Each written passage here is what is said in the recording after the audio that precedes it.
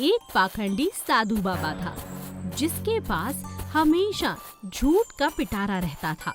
वो लोगों को मूर्ख बनाकर उनसे पैसे वसूल किया करता था। ना तो उसे ज्योतिष आता था और ना ही कुछ और, बल्कि वो झूठ मूठ की बातें बनाकर लोगों से पैसा इकट्ठा करता था। उसके पास एक बोनी गाय भी थी। बोनी गाय उसकी इस हरकतों से बहुत परेशान हो चुकी थी। ये नकली साधु बाबा मेरी जिंदगी बर्बाद कर रहा है। खुद तो बुरे कर्म कमा ही रहा है, साथ साथ मुझे भी अपने लगा रखा है। बोनी गाय कोई जादू तो नहीं जानती थी, लेकिन पाखंडी बाबा उसे जादुई गाय बताकर उसके बदले लोगों से पैसे ऐंठा करता था। एक दिन बाबा एक जंगल में झूठ मूठ की तपस्या कर रहा था ताकि वहाँ से गुजरने वाले लोग ये सोचें कि वो बहुत ही माना हुआ साधु है। अलौक निरंजन, अलौक निरंजन, ओम शांति शांति शांति शांति शांति। जो मेरे पास आएगा अपने हर समाधान को पाएगा। जो मेरे पास आएगा अपने हर समाधान को पाएगा। यहाँ से यूं ही मत निकल जाना, अपना समाधान लेते जाना। उस जंगल में रहने वाला एक हिरन ये बात सुन लेता है और बाबा के पास आकर बैठ जाता है। बाबा हिरन को देखकर दंग रह जाता है। उसने इतना खूबसूरत हिरन कभी नहीं देखा था। बाबा चाहता था कि वो हिरन को पकड़ ले और मुंह मांगी कीमत पर शहर में जाकर बेच दे। ऐसा खूबसूरत हिरन हर कोई खरीद लेगा। वाह, कितने खूबसूरत हो तुम। बताओ मैं तुम्हारी क्या मदद कर सकता हूँ। हिरन बहुत मूर्ख था।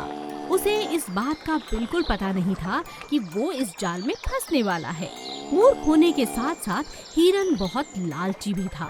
उसने बाबा से कहा, बाबा, इस जंगल का राजा क्या मैं भी कभी बन पाऊंगा? जरा मेरा हाथ देखकर तो बताइए। बाबा ने हिरन का हाथ देखा और उससे कहा, वाह, तुम्हारे हाथ की रेखाएं बहुत अच्छी है। बस आंखें बंद करो और 10 मिनट के लिए मेरे साथ ध्यान लगाओ, फिर देखो चमत्कार ही चमत्कार। हिरन बाबा की बातों में आ जाता है। बोनी गाय को ये बहुत अच्छा अवसर दिखाई दे रहा था। और बाबा, मैं तो चाहती हूँ आप दोनों के साथ साथ मैं भी ध्यान में लग जाऊँ और आपको अगर भूख लगी हो तो आसपास कंदमूल फल आपके लिए लेकर आऊँ बाबा। क्यों नहीं, क्यों नहीं। मेरे साथ रह रह कर तुम बहुत समझदार हो गई हो बोनी गाय। बाबा बोनी गाय की बातों से बहुत प्रभावित होता है और उसकी रस्सी खोल देता है। बोनी गाय फूल और फल लेने के लिए इधर उधर भागने लगती है, लेकिन उसका मकसद ना तो फूल लाना था और ना ही फल। वो जंगल पार कर लेती है और अपनी जान बचाकर एक दूसरे गांव में चली जाती है और अपना नया जीवन शुरू कर देती है। वहाँ बेचारा हिरन मूर्ख बाबा के सामने घंटों बैठा रहता है और फिर जब बाबा को बैठे बैठे नींद आ जाती है तो हिरन समझ जाता है कि ना तो गाय आने वाली है और ना ही बाबा असली बाबा है। हिरन भी अपने जंगल में वापस लौट आता है और बेचारा बाबा अपने ही जाल में फंस कर रह जाता है। ना तो उसे हिरन मिलता है और ना ही बोनी गाय। इसीलिए कहते हैं समझदारी में ही हर चीज का हल छुपा है। डायनासोर और गाय की दोस्ती। एक दिन श्यामा नाम की एक गैया बड़ी मस्ती में झूमती हुई गाना गाती हुई इधर उधर जंगल में घूम रही थी। तभी अचानक उसके सामने एक डायनासोर आ गया। रो रो लो लो लो लो लो लो। हाँ? इतना बड़ा डायनासोर? हमारे जंगल में डायनासोर कब से आने लगे? अरे अरे, तुम छुप क्यों रहे हो? बाहर आओ, मुझसे बात करो। अरे अरे, कहाँ जा रहे हो? गैया डायनासोर का पीछा करती है, लेकिन डायनासोर गैया से भागता हुआ दूसरी तरफ अपने आप को छुपाने के लिए इधर उधर भागने लगता है। लेकिन गैया उसका पीछा करना नहीं छोड़ती और उसके घर तक पहुंच जाती है। डायनासोर जंगल के एक कोने में एक गुफा के अंदर छिपकर रहता था। गैया ने उससे उसका नाम पूछा। अरे अरे, तुमने तो मुझे थका ही दिया। नाम क्या है तुम्हारा और तुम हमारे जंगल में कब से रह रहे हो भाई? मेरा नाम चिंटू है। मैं 2 साल से इसी जंगल में हूँ। क्या कहा? 2 साल से? गैया बहुत हैरान हो जाती है। अरे चिंटू, तुम अकेले कैसे रहते हो? हमारे जंगल के अंदर बीचों बीच चलो, बहुत खूबसूरत है हमारा जंगल। यहाँ कहाँ अकेले में पड़े हो? डायनासोर समझ चुका था कि गैया बहुत प्यारी और नेक दिल की है। उसने अपने मन की बात गैया से कही। हम लोग तो यूं तो लुप्त हो चुके हैं ना, और मुझे देखकर ज्यादातर लोग डर जाते हैं और भाग जाते हैं। मुझे डर है कि आपके जंगल के लोग मुझे नहीं अपनाएंगे, इसीलिए मैं अकेले रहता हूँ।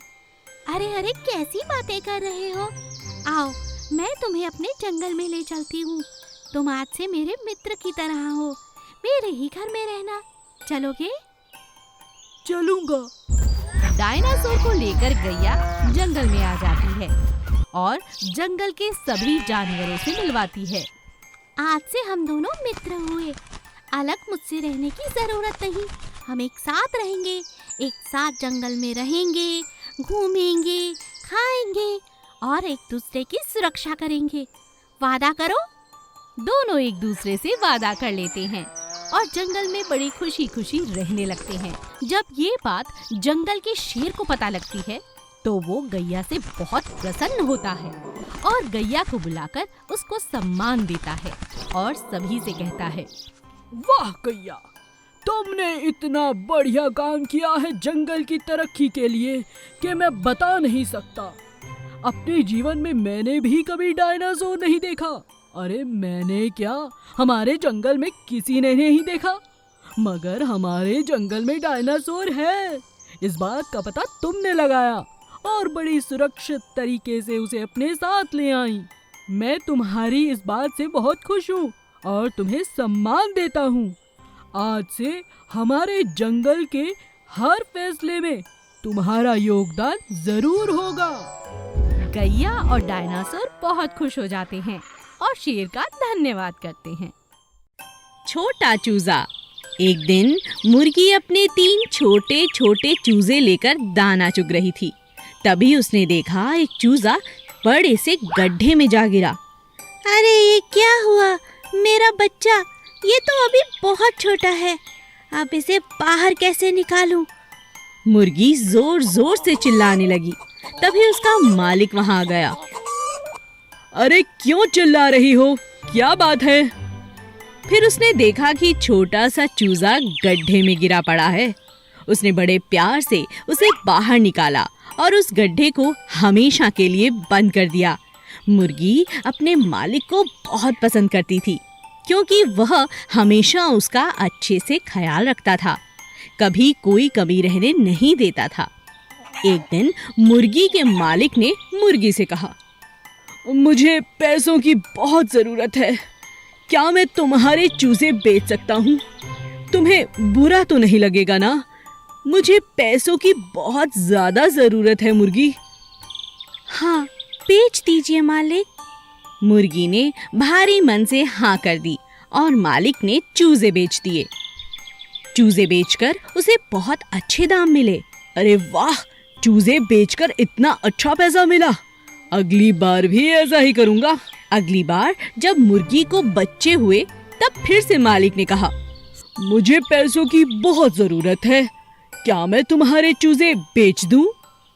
मुर्गी समझ चुकी थी कि अब मालिक लालची होता जा रहा है। उसने मालिक से कहा, आप इतनी जल्दी क्यों कर रहे हैं?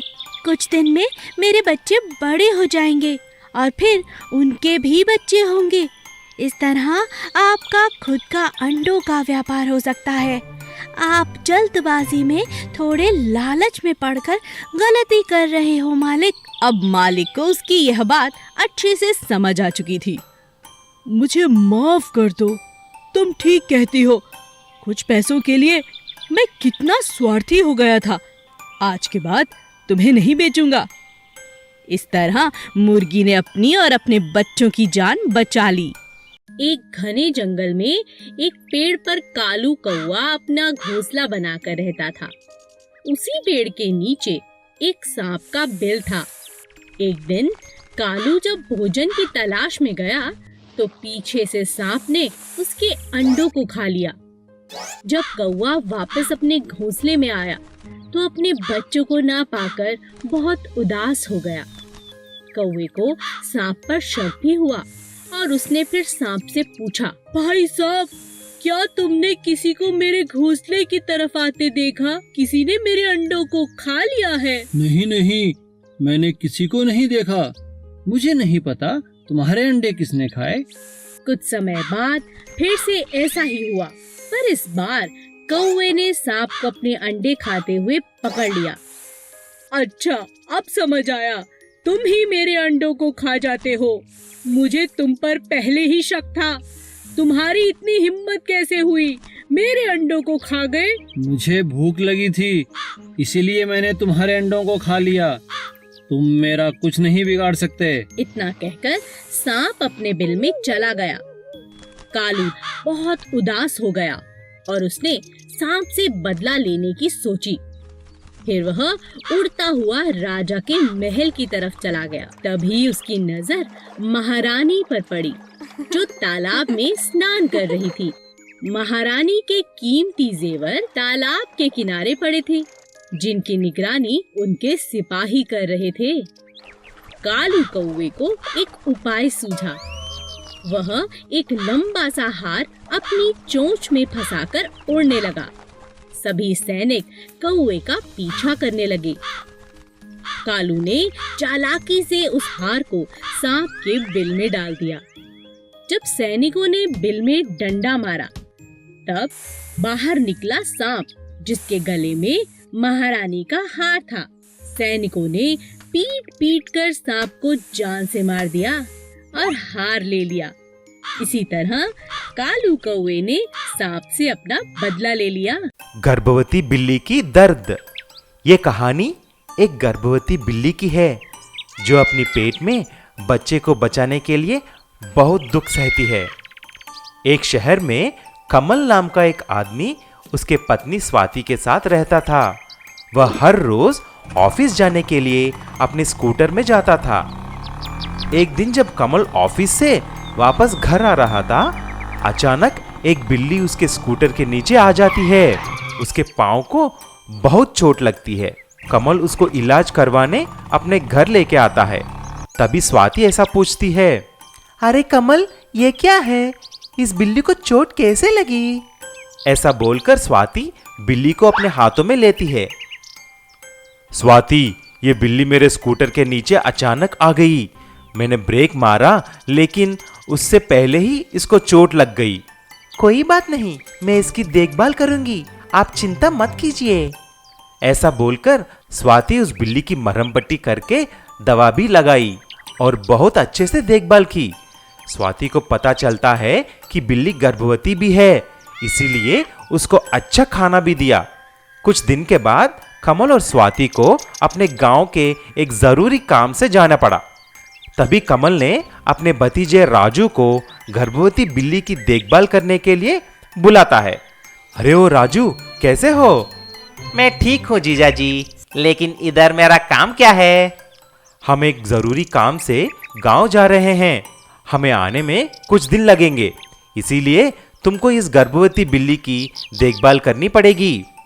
ऐसा बोलकर कमल और स्वाति चले जाते हैं। लेकिन राजू को बिल्लियों से सख्त नफरत है, इसीलिए वह गर्भवती बिल्ली को ठीक से देखता नहीं है। उसको खाना नहीं देता है, दूध और पानी भी नहीं देता है। लेकिन राजू अच्छे से खाता है और दूध भी पीता है और उसी घर में मजा करता है। ये देखकर बिल्ली कुछ कर नहीं सकती थी। एक दिन राजू खाना खा रहा था, लेकिन बिल्ली को कुछ खाने के लिए नहीं दिया। तभी उस बिल्ली ने अपने पंजे से राजू के हाथ में खाने का थाली गिरा दी। तभी राजू को बहुत गुस्सा आता है।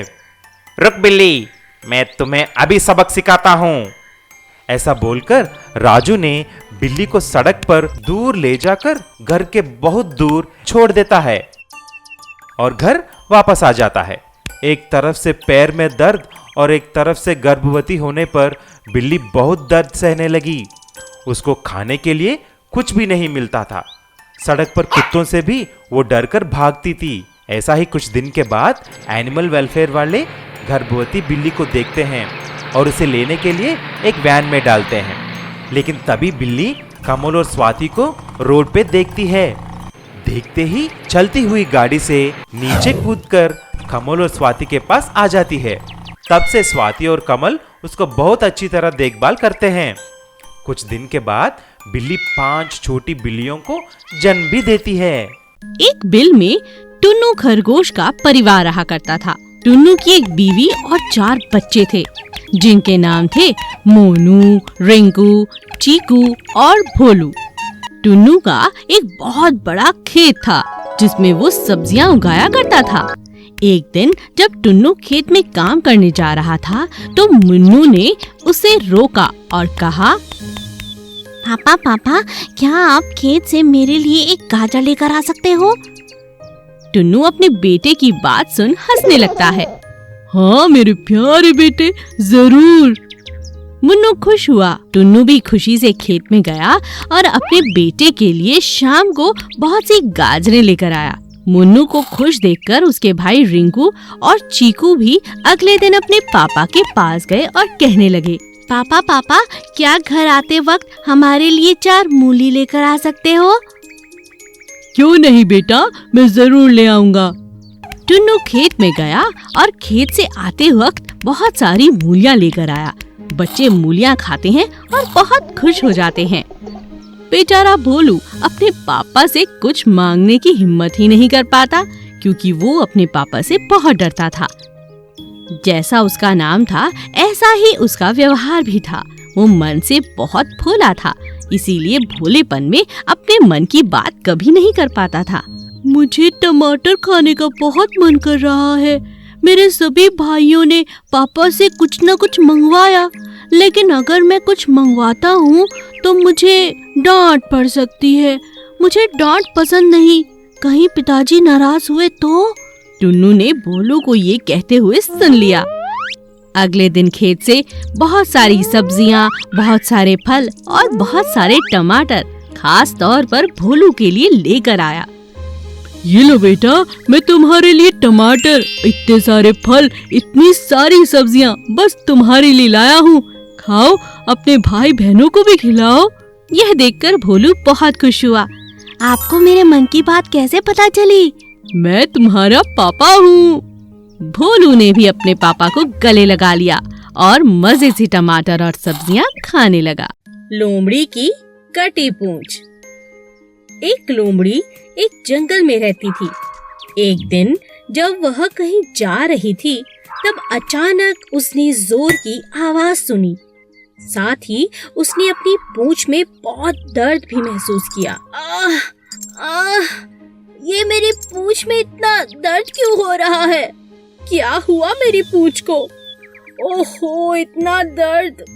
बाप रे बाप! जब उसने पीछे मुड़कर देखा तो पाया उसकी पूंछ तो शिकारी के बनाए पंजे में फंस गई थी। उसने अपनी पूंछ को खूब खींचा, पर पूंछ तो फंस चुकी थी, जिसका निकलना बहुत मुश्किल था। अरे, पूंछ तो पंजे में फंस चुकी है। अब वह उसके शरीर से अलग हो चुकी थी। लोमड़ी आहा, निकल गई। पर यह क्या? मेरा तो सिर्फ बालों का गुच्छा रह गया है। मेरी प्यारी लंबी खूबसूरत पूंछ आज मुझसे जुदा हो गई। मेरी पूंछ, हाँ, मेरी पूंछ। यह क्या हो गया? अब मैं दूसरी लोमड़ियों को क्या मुंह दिखाऊंगी?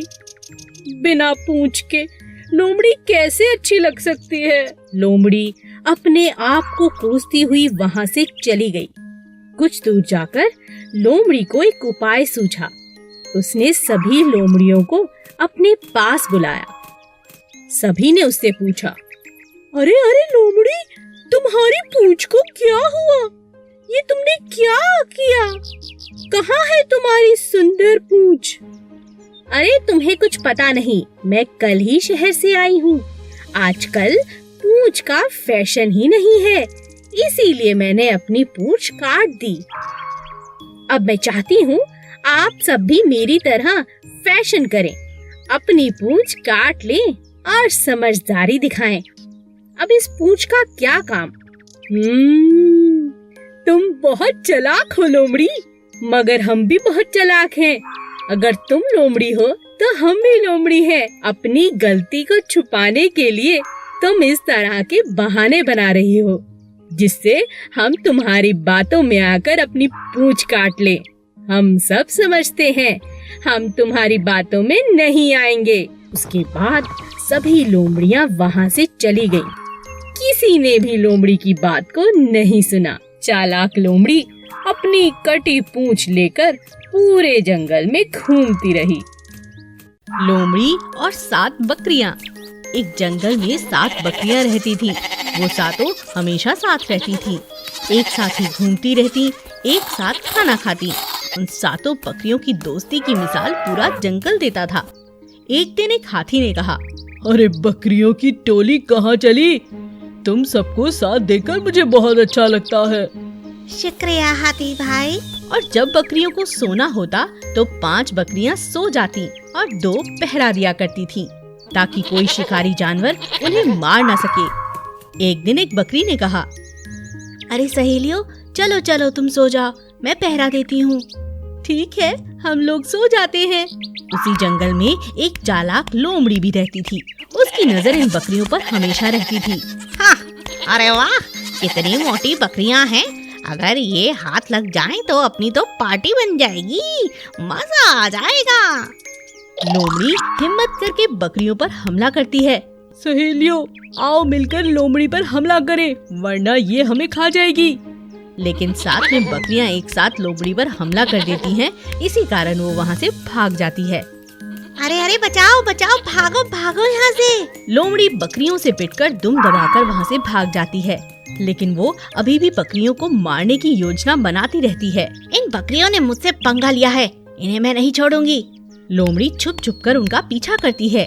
एक दिन बकरियों के बीच पेड़ की टहनी के हरे पत्ते खाने को लेकर कहासुनी हो जाती है। अरे ये क्या कर रही हो? ये पत्ता मेरा है। तुम इसे क्यों छेड़ रही हो? ये मेरा है, ये मैंने तोड़ा है। मुझे हरे पत्ते पसंद हैं, ये मेरा है। तभी वहाँ बड़ी बकरी आ जाती है और उन्हें समझाती है कि आपस में लड़ना सही बात नहीं। लेकिन वो तीनों बकरियां झुंड से अलग होकर चलने लगती हैं। लोमड़ी को तो इसी बात की तलाश थी। हाँ, कितने दिनों तक साथ रहती, देखा हो गया झगड़ा। आज लूंगी इनसे अपना बदला। एक एक कर इन तीनों को खा जाऊंगी, किसी को नहीं छोड़ूंगी। आज तो मेरे लिए बहुत अच्छा दिन है। चलो इनका शिकार करती हूँ, इनकी इस लड़ाई का फायदा उठाती हूँ।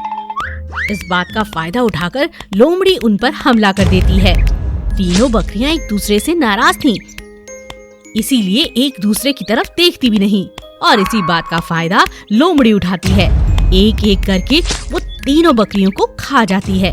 और फिर बाकी बकरियां यह सब देखकर हैरान रह जाती हैं और समझ जाती हैं कि हमेशा एकता में ही बल होता है। लड़ झगड़ कर कोई फायदा नहीं, अपना नुकसान हो सकता है। बत्तख का सोने का अंडा। बहुत दूर पहाड़ों के बीचों बीच एक बड़ा सा जंगल था। उस जंगल में एक बड़ा सा तालाब था और उस तालाब में एक बत्तख भी रहती थी और अपने आप को अकेला महसूस करती थी। उससे बात करने वाला कोई नहीं था। वो बहुत ही गुमसुम रहती थी। एक दिन एक मछली बत्तख के पास आई और कहने लगी, बत्तख तुम इतनी प्यारी हो, लेकिन तुम चुपचाप क्यों रहती हो? ऐसा क्या हुआ है? मैं यहाँ पर अकेली हूँ। इस तालाब में मेरे परिवार का कोई नहीं है। मेरे परिवार के सब लोग इस तालाब को छोड़कर चले गए हैं। अब मैं यहाँ अकेली हूँ, इसीलिए उन्हें याद कर कर उदास रहती हूँ। पर सब तुम्हें अकेला छोड़ के क्यों चले गए? मुझसे एक बड़ी गलती हुई थी, इसीलिए सब 1 साल के लिए मुझे छोड़ के चले गए हैं। मुझे बताओ ऐसा क्या हुआ? मेरे परिवार में सबके अंडे सोने के होते हैं। हमारे परिवार को वरदान है कि जब तक हम अच्छे काम करेंगे और अच्छे काम करने में दूसरों की मदद करेंगे, तब तक हमारे अंडे सोने के ही रहेंगे। क्या तुम्हारे अंडे भी सोने के होते हैं? अब नहीं होते, पहले मेरे अंडे भी सोने के थे। अच्छा, फिर क्या हुआ? एक बार मेरी दोस्ती एक सांप से हो गई। उसने मुझे एक दिन चोरी करने के लिए प्रेरित किया और मैं उसकी बातों में आ गई। उसी दिन से मेरे अंडे सोने के नहीं रहे। मेरा परिवार इसी वजह से मुझसे दूर चला गया, क्योंकि मैंने चोरी की थी। तो मेरे साथ रानी मछली के पास चलो। पर क्यों? बताती हूँ, तुम चलो तो। ठीक है। वो दोनों रानी मछली के पास जाती हैं। रानी मछली बत्तख को रोज एक अच्छा काम करने की सलाह देती है। कुछ ही दिनों तक ऐसा करने पर बत्तख के अंडे फिर से सोने के हो जाते हैं। देखो बहन, मेरे अंडे फिर से सोने के हो गए। अब जल्द ही मैं अपने परिवार को मिल पाऊंगी। हाँ, और तुम्हारा परिवार अब जल्द वापस आ जाएगा। अरे वो देखो, वो सब आ रहे हैं। धन्यवाद मछली बहन। एक दिन बहुत तेज जंगल में तूफान आता है। हर जगह बारिश, तूफान के कारण पेड़ इधर उधर टूटने लगे। तूफान के साथ जोरदार भूकंप आया। जमीन जोर जोर से भीतर फटी या उसके अंदर बहुत बड़ी दरार आ गई। अचानक सभी जानवरों की नजर उस पर गई। उन्होंने देखा कि दरार के बीच में से एक बड़ा सा डायनासोर बाहर निकल रहा है। इन सब देखकर सब लोग चौंक गए और राजा शेर से पूछने लगे, महाराज, ये इतना बड़ा जानवर क्या है? हाँ महाराज, बताइए बताइए, ये कौन सा जानवर है? हे भगवान, ये क्या हो गया? एक तो मौसम इतना खराब है, ऊपर से ये कौन शक्तिशाली राक्षस हमारे जंगल में आ रहा है? कहीं ये हमें खा तो नहीं जाएगा महाराज? बंदर और तोते ने जब ये सवाल राजा शेर से पूछा तो राजा शेर ने उन्हें शांत करते हुए कहा, शांत हो जाओ, शांत हो जाओ। अनहोनी जैसी कोई बात नहीं है। इस जंगल में हमारे पूर्वज सैकड़ों सालों से रहते आए हैं। इनका नाम डायनासोर है।